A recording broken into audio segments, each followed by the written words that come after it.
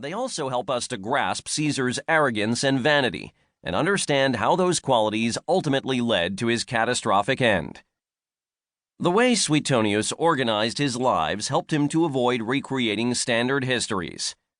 While he does typically start with an emperor's family background, birth, and life up to the point of gaining power, and end with the emperor's death and the omens foretelling it, the central part of each biography is organized not chronologically, but topically. In this main section, Suetonius might talk about the emperor's public policy, his games and shows, and his building projects.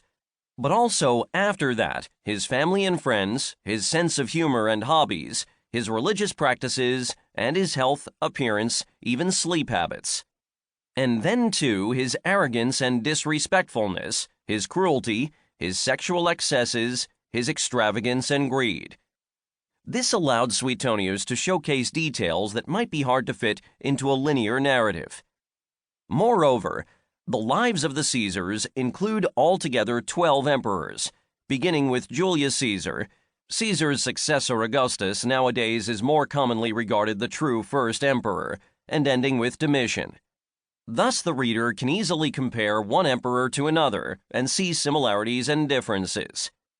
While the bad emperors featured in this book, Julius Caesar, Tiberius, Caligula, and Nero, have much in common.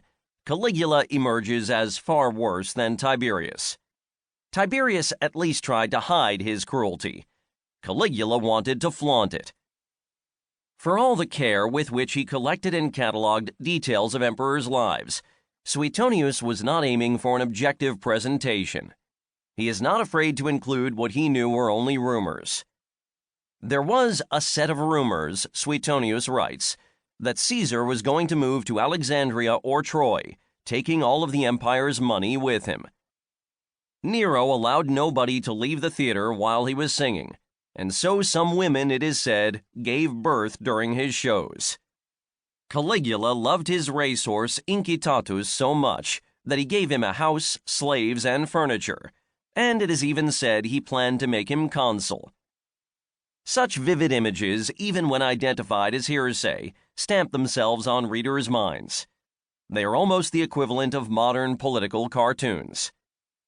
The way Suetonius classifies information also is designed to persuade the reader.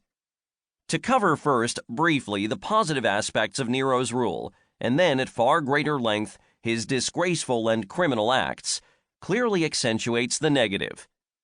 Romans had a tendency to satirize their late emperors, and Suetonius' comments may reflect storytellers' efforts to one-up each other more or less than sober reality. In hearing what follows, one is free to ask, did Tiberius endorse a man for public office because he drank 6 gallons of wine at a party? Did Caligula wear a beard made out of gold to look like Jupiter, or carry a trident as if he were Neptune? Did Nero sing through an earthquake that shook the theater he was in? Or are these more political cartoons? Suetonius was not making things up himself, but he may have relied on material not strictly reliable.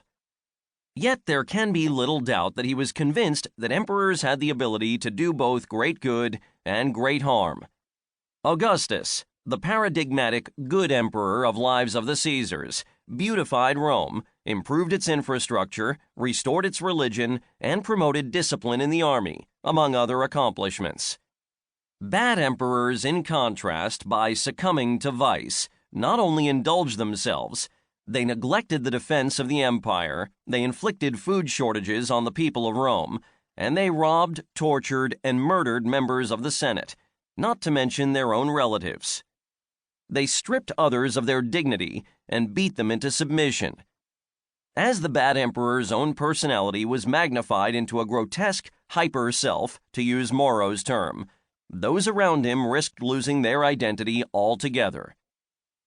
An anecdote Suetonius tells about the Emperor Domitian, who ruled AD 81 to 96, illustrates the biographer's sense of imperial power. Ruthless in raising money, Domitian insisted that the Jewish poll tax be enforced fully. The tax had been imposed on Jews after the Great Rebellion of 66 to 70, which had culminated in the destruction.